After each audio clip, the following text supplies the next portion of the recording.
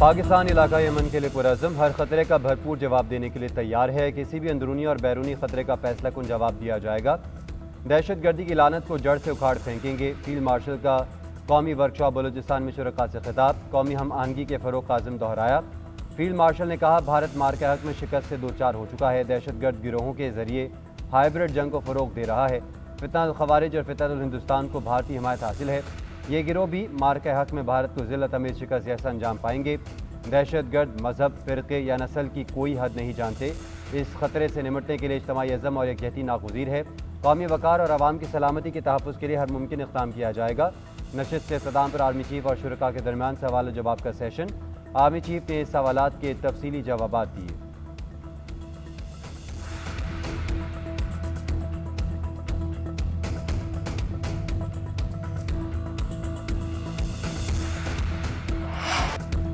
रूस के मशरक़ी साहिल के करीब शदीद ज़लज़ले की शिद्दत 8.8% रिकॉर्ड। सुनामी और वार्निंग जारी। कामचटगा में 3 से 4 मीटर ऊंची लहरें, नई इमारतें तबाह, शहरियों के जख्मी होने की इतलात। बहरुल काहिल में सुनामी की एडवाइजरी जारी। जापान के साहिली इलाकों पर भी सुनामी वार्निंग जारी। मशरक़ी जापान में रेलवे सर्विस मुअत्तल। फ़िलिपाइन में लोगों को साहिल पर ना जाने की हिदायत। फ़िलिपाइन में बहरुल काहिल से मुत्तसिल साहिलों पर समुद्री लहरें 1 मीटर तक ऊँची होने का इम्कान। इंडोनेशिया की जियोफिजिक्स एजेंसी ने भी सुनामी वार्निंग जारी की। हवाई में चंद साहिली इलाकों से इनखला का हुक्म। वाशिंगटन, ओरेगन, कैलिफोर्निया और अलास्का में भी खतरे का इंतबाह। लोगों को साहिल पर ना जाने की हिदायत। अमरीकी सदर ट्रंप ने कहा, ज़लज़ले के बाद हवाई और अलास्का में सुनामी वॉच नाफिज है, मजबूत रहें और महफूज रहें। जापानी वज़ीर आज़म ने कहा, सूरत हाल का जायज़ा ले रहे हैं।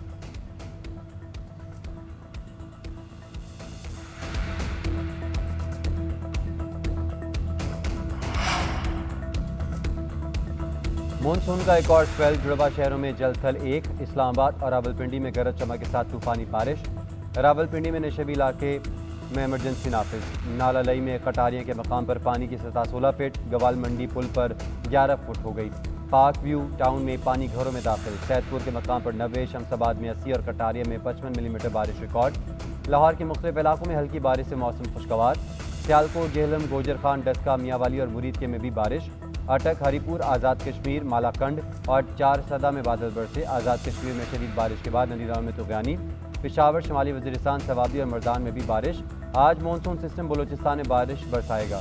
सिंध के साहिली इलाकों में मतला जुज़वी और आलूद रहेगा।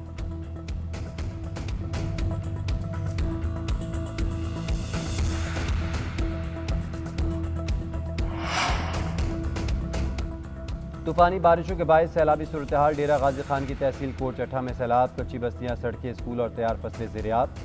दरिया सिंध में गुद्दू बराज पर दरमियाने दर्जे का सैलाब। तरवेला, कालाबाग, चश्मा, तौंसा और सखर बराजिस पर निचले दर्जे का सैलाब। दरिया चनाब, झेलम में भी सैलाबी सूरत हाल का खदशा।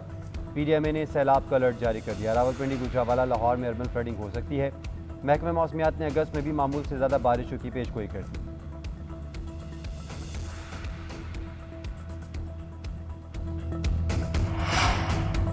इंसानी स्मगलिंग आलमी सतह पर एक मुनज़्ज़म जुर्म की शक्ल इख्तियार कर गया है। पाकिस्तानियों के बैरून मुल्क जाने की कोशिश में समुंदर बर्द होने के वाक़यात हुए। इन वाक़यात ने इंसानी स्मगलिंग के खतरात और मकरूर चेहरे को मज़ीद बेनकाब किया है। वज़ीर आज़म शहबाज शरीफ का इंसानी स्मगलिंग के खिलाफ आलमी दिन पर पैगाम। कहा, जराइम पेशा अफराद फ़िक्र मौश में मुब्तला शहरियों का इस्तेहसाल करते हैं। हुकूमत ने इंसानी स्मगलिंग के सदेबाब के लिए खुसूसी टास्क फोर्स बनाई है। मुलविस सरकारी एहलकारों को भी कटहरे में खड़ा किया गया है। हुकूमत अपने फ़राइज़ से गाफिल नहीं, मुल्क के अंदर मुआशी मौक़े पैदा कर रहे हैं। आज के दिन इस कभी जुर्म के तदारुक के अज़्म का अदा करते हैं।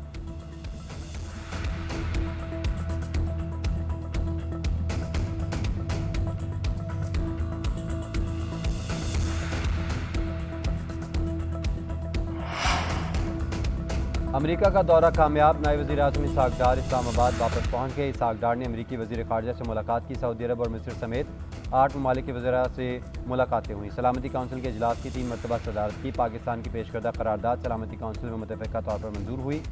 नायब वज़ीर आज़म का कहना था, दौरा अमेरिका और अक़वाम मुत्तहिदा हर लिहाज से कामयाब रहा। उम्मीद है मज़ीद ममालिक फ़लस्तीनी रास्ते को तस्लीम करेंगे।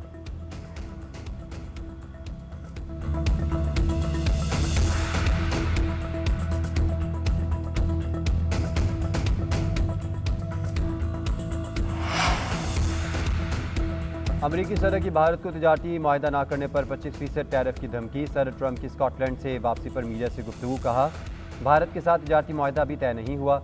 मुआहदा ना हुआ तो भारत पर 20 से 25% टैरिफ लगेगा। भारत हमारा दोस्त मुल्क लेकिन दुनिया के दीगर ममालिक की निस्बत ज़्यादा तजारती टैरिफ आयद करता है। चीन और अमरीका के दरमियान तजारती मुआहदे पर मुज़ाकरात बहुत अच्छे रहे। रूस की जानिब से टैरिफ पर ताहाल कोई रद्दअमल नहीं आया। अमरीकी सदर का एक बार फिर पाक भारत जंगबंदी में किरदार का तस्करा। कहा, पाकिस्तान और भारत की जंग मैंने रुकवाई। इससे कबल डोनाल्ड ट्रंप ने रूस को यूक्रेन से जंगबंदी के लिए 10 दिन की डेडलाइन भी दी थी। कहा, रूस ने सीज़फायर ना किया तो टैरिफ आयद कर देंगे।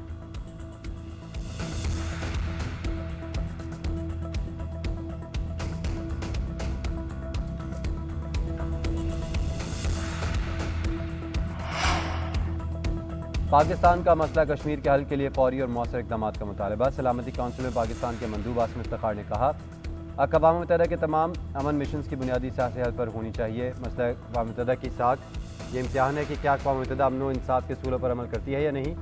मसला कश्मीर तवील अरसे से काउंसिल के एजेंडे पर है। कश्मीरियों की ख्वाहिश के मुताबिक इसका मुनसिफाना और देर पा हल निकालने के लिए संजीदा इक़दाम करना होंगे।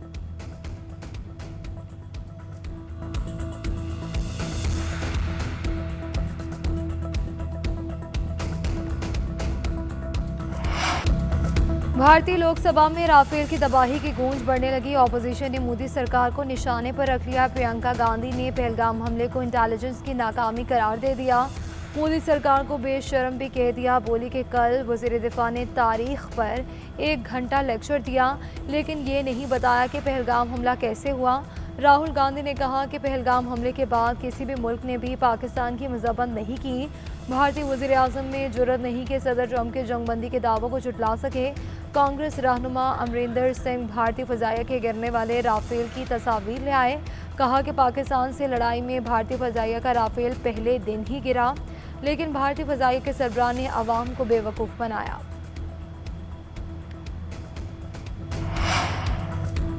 राफेल तैयारे कैसे गिरे, सीज़फायर का किसने कहा। अपोजिशन के तंदो तेज सवालात। भारतीय वज़ीर आज़म नरेंद्र मोदी सवाल गंदम और जवाब चना की मसला काएँ बाएँ शाये करके चलते बने। राफेल तैयारे गिरने का जवाब देने से भी गुरेज। लोकसभा में खिताब के दौरान एतराफ़ किया, पाकिस्तान ने 1000 मिसाइल दागे थे। अमेरिकी नायब सदर ने रब्ता करके पाकिस्तान के बड़े हमले से मुतालिक मुतनब्बा किया। मोदी की सदर ट्रंप के पाकिस्तान और भारत में जंगबंदी करवाने के बयान की भी तरदीद। बोले, दुनिया के किसी भी रहनुमा ने फौजी कार्रवाई रोकने का नहीं कहा। मोदी के खिताब के दौरान अपोजिशन का शोर शराबा, झूठ झूठ के नारे।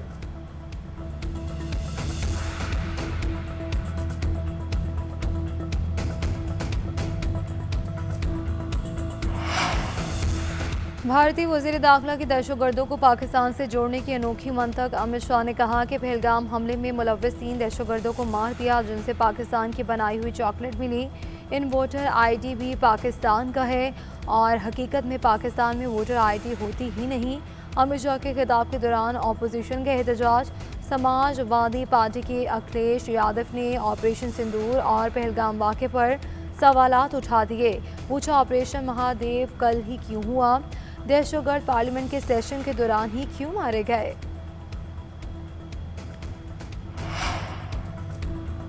बरतानिया फ़लस्तीन को रियासत तस्लीम करने पर रज़ामंद। ऐलान सितंबर में होगा। वज़ीर आज़म के स्टॉमर की काबीना इजलास के बाद ब्रीफिंग। कहा, इसराइल अगर 2 रियासती हल पर राज़ी ना हुआ और गज़ा में जंग बंद ना की गई तो जनरल असम्बली इजलास में फ़लस्तीन को रियासत तस्लीम कर लेंगे।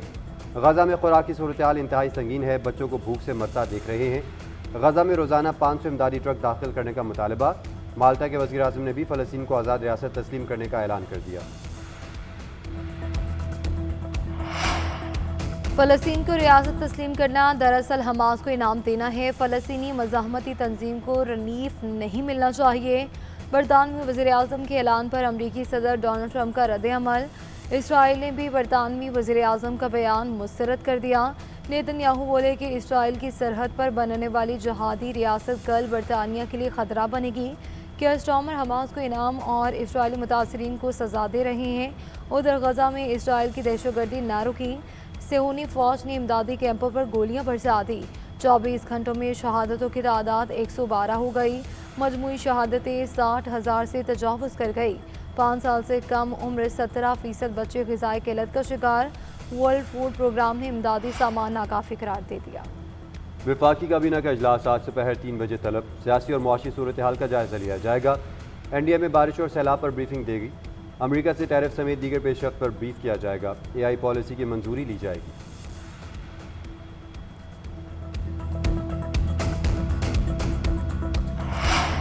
नए माली साल का पहला मॉनिटरी पॉलिसी कमेटी का इजलास आज होगा। इजलास में शरह सूद का तयन किया जाएगा। स्टेट बैंक ने शरह सूद 11% मुकर्रर कर रखी है।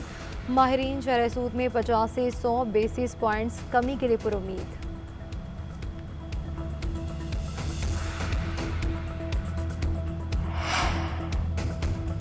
बानी पीटीआई ने बच्चों को पाकिस्तान आने से रोक दिया। ज़राए के मुताबिक बानी ने कासिम और सुलेमान को हिदायत की है कि पाकिस्तान ना आए। तोशाखाना 2 केस की समाअत के दौरान गुफ्तगू करते हुए बानी ने कहा, मेरे बच्चे किसी तहरीक में शरीक नहीं होंगे। एहतजाजी तहरीक पार्टी ने चलानी है, जिसके लिए हिदायत भी दे दी गई हैं। बानी पीटीआई की बहन हलीमा खान की तरदीद कासिम और सुलेमान के पाकिस्तान ना आने की खबरों की मनगढ़ंत करार दे दिया। कहा, भाई ने अपने बेटों और हमें तहरीक से अलग रहने की हिदायत की हैं। वो अपने वालिद से मिलने आएंगे। शेख वकास अकरम ने एक्स पर लिखा, किसी को कोई शक नहीं होना चाहिए, बानी के बेटे पाकिस्तान आएंगे।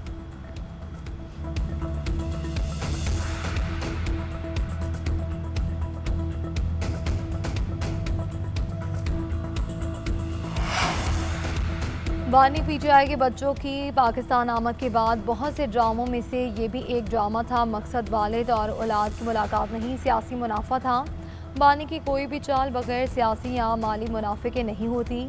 बानी पीटीआई के बच्चों के पाकिस्तान आने से रोकने के बयान पर वज़ीर दिफा ख्वाजा आसिफ का रद्द-ए-अमल। एक्स पर लिखा कि वर्कर और इनके बच्चे इक़्तिदार की हवस और ख्वाहिशात की तकमील के लिए इस्तेमाल होंगे। ये मुनाफ़क़त में लिपटी बुज़दिली है। हकीकी आज़ादी के लिए आम आदमी की औलाद और अपनी औलाद यहूदी लॉबी के लिए कुर्बानियों के लिए औलाद भी दूसरों की और माल भी दूसरों का। तारीख़ में इससे बड़ी नौसरबाजी शायद ही किसी ने की होगी।